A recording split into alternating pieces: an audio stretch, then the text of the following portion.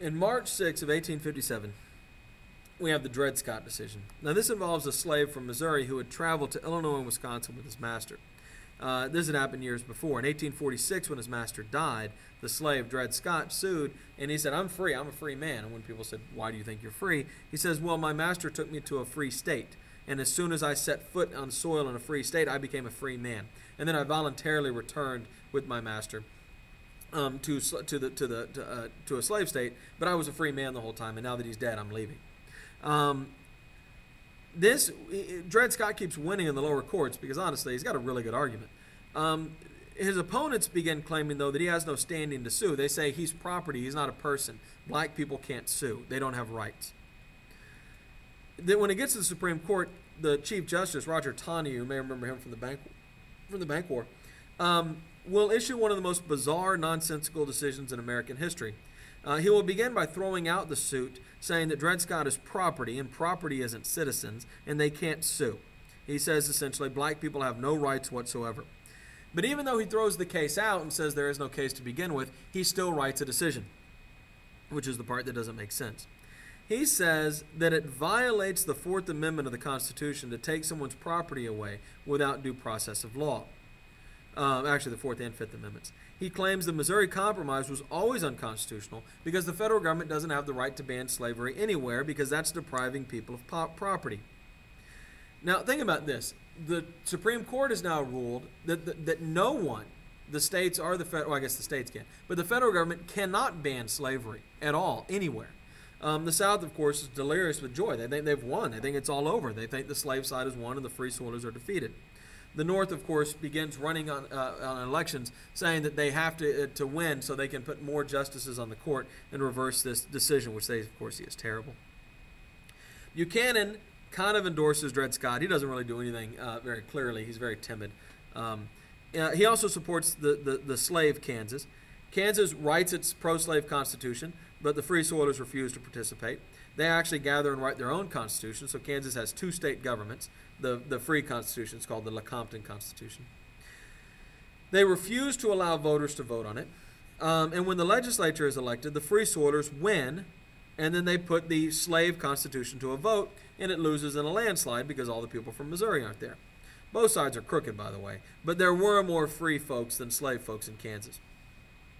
The House refuses to annex Kansas because it's a mess. Stephen Douglas opposes annexing Kansas and is able to kill it. Kansas will not be able to join until 1861. After the Civil War has begun, it's going to come in as a free state. But while the Union is together, the South won't let Kansas come in. In 1858, Illinois politician named Abraham Lincoln will challenge Stephen Douglas to a debate over the Senate seat. Lincoln's going to run as a Republican. Douglas is going to run as the Democrat.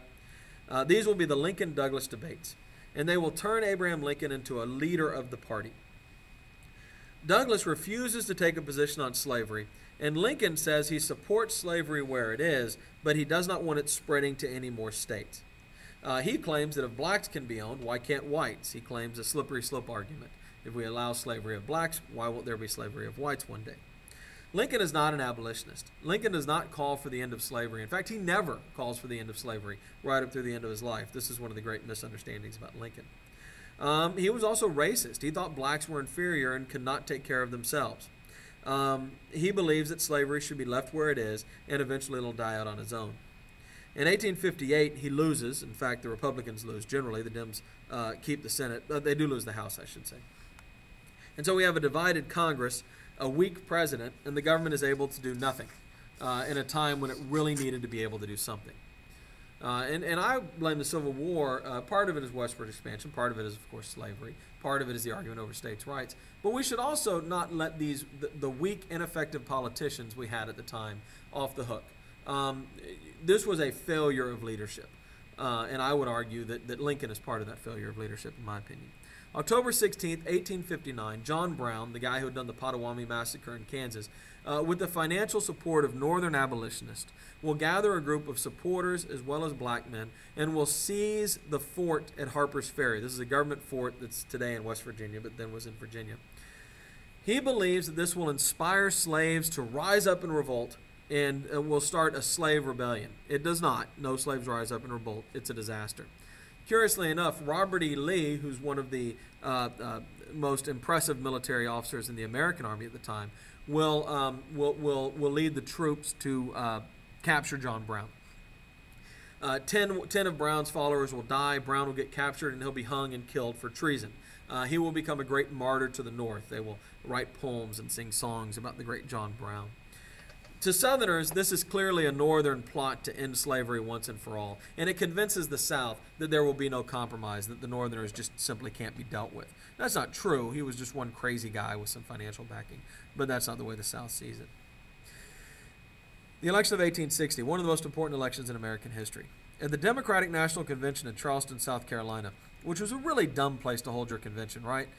Because everybody knows that Charleston is the seat of the Southern secessionist movement. The South wants a strong defense of slavery. The Western Democrats want popular sovereignty. They want to keep letting people vote, even after Kansas. Of course, they're the ones voting, though. They're Westerners, right? And when the convention adopts a popular sovereignty platform, 8 Southern states just walk out of the convention. Even with those 8 Southern states gone, they still can't agree on a candidate, and they decide to have a second convention later because the party is so divided they can't pick one person to represent them. The Baltimore Convention nominates Illinois' Stephen Douglas, and so the Southern Democrats nominate their own candidate, Breckinridge of Kentucky. The Whigs support and their high tariffs, internal improvements, the Homestead Act, which will move settlers out into the West on government land, and government-funded, privately owned railroad. The Whigs also support popular sovereignty. They say that congressional or territorial legislatures could not decide for the territories. When they became states, the voters in those countries would have to decide themselves.